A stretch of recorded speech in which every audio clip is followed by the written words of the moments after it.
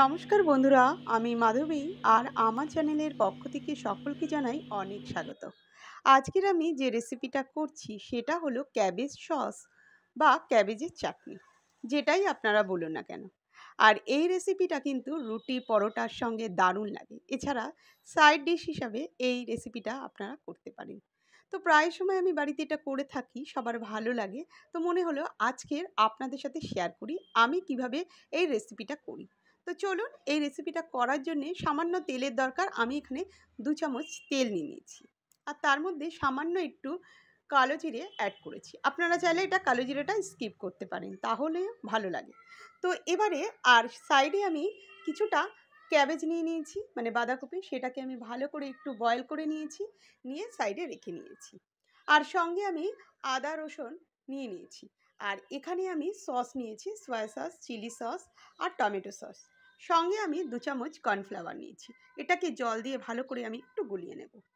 আর এদিকে আমি এই তেলটার মধ্যে একটু কাঁচা লঙ্কা আর রসুন আমি থেঁতো করে নিয়েছি, ৪টে রসুন। সেটাকে একটু ফোড়ন দিলাম। এছাড়া আলাদা করে মিক্সিতে আমি আদা, রসুন আর পেঁয়াজ, ছোট একটা পেঁয়াজ, এগুলোতে একসঙ্গে পেস্ট করেছিলাম। সেই পেস্টটাকে এখানে দিয়ে দেবো। তার আগে একটু কাঁচা ভাবটা আমি কাটিয়ে নিচ্ছি। আমি একটু নাড়াচাড়া করে কাঁচা ভাবটা কাটিয়ে নিয়ে তারপরে কিন্তু আমি ওই পেস্টটাও অ্যাড করে দিলাম। পেস্টটাকে অ্যাড করে দিয়ে তারপরে কিন্তু ভালো করে আমি মিশিয়ে নিচ্ছি। এই কারণে যাতে একটা কাঁচা ভাব থাকে সেটা কেটে যায়, তাতে কিন্তু টেস্টটা দ্বিগুণ হয়।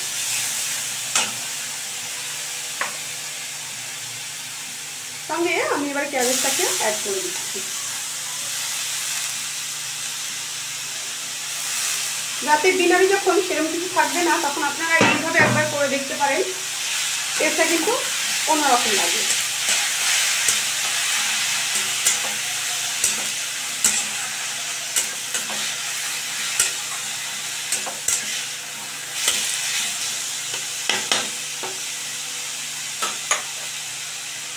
এখানে এবার সামান্য নুন দেব। নুনটা আমি একটু বুঝে দিচ্ছি, যেহেতু যেহেতু সসের মধ্যে একটা নুন থাকে, তাই সামান্য একটু নুন দিলাম, লাগলে পরে দেওয়া যায়।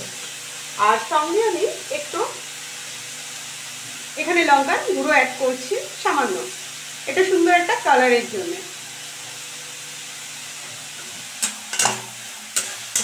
আবার আমি ভালো করে মিশিয়ে দিচ্ছি।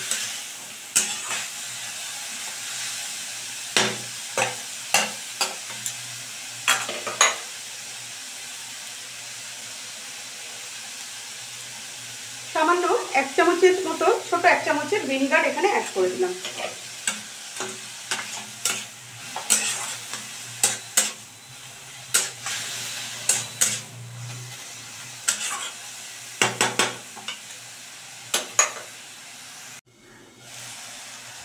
একটু সরিয়ে নিলাম, আবার আমি অ্যাড করেছি।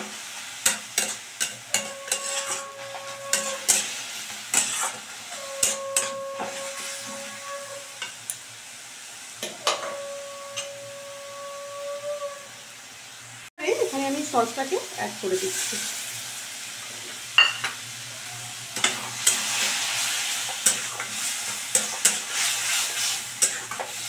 সসটাকে আমি ভালো করে একটু মিশিয়ে নিলাম। সঙ্গে সামান্য একটু জল আমি অ্যাড করছি, সামান্য।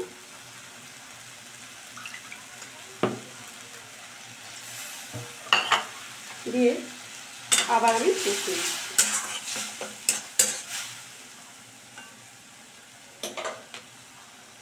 একটু আমি ঢেকে দিচ্ছি।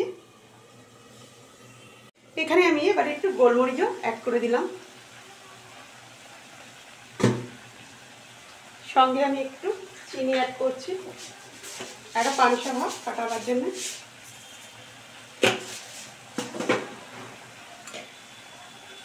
দিয়ে এবার থেকে মিশিয়ে দিচ্ছি।